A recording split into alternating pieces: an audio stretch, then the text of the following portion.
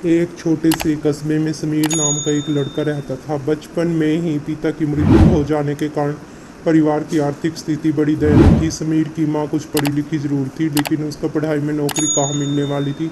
सो बर्तन मांझ कर और सिलाई बुनाई काम कर कर किसी तरह अपने बच्चे को पढ़ा लिखा रही थी।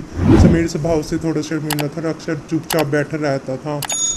एक दिन जब वह स्कूल से लौटा तो उसके हाथ में एक लिफाफा था। उसने माँ को लिफाफा पकड़ाते हुए कहा, माँ, मास्टर साहब ने तुम्हारे लिए ये चिट्ठी भेजी है, जरा देखो इसमें क्या लिखा है।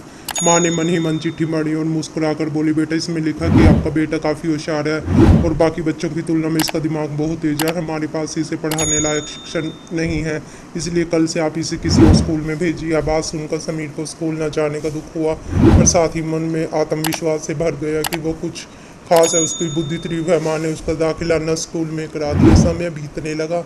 समीर ने खूब मेहनत पढ़ाई की, आगे जाकर सिविल सर्विस परीक्षा पास की, आईएएस अफसर बन गया। समीर की माँ बूढ़ी हो चुकी थी, कई दिनों से बीमार भी चल रही थी। एक दिन अचानक उसकी मृत्यु हो गई।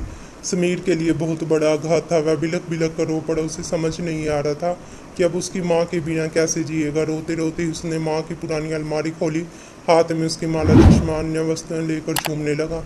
उस अलमारी में समीर के पुराने खिलौने, कपड़े संभाल कर रखे हुए थे। समीर एक एक करके सारी चीज़ें निकालता गया और उसकी नज़र चिट्ठी पर पड़ी। उस चिट्ठी में लिखा था। नम आंखों से समीर उसे पढ़ने लगा।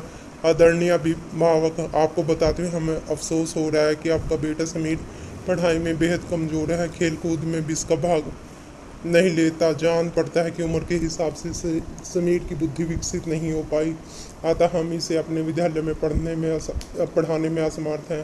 खेल कूद में भाग नहीं ले उम्र के हिसाब से समीर की बुद्धि का विकास नहीं हो पाया था।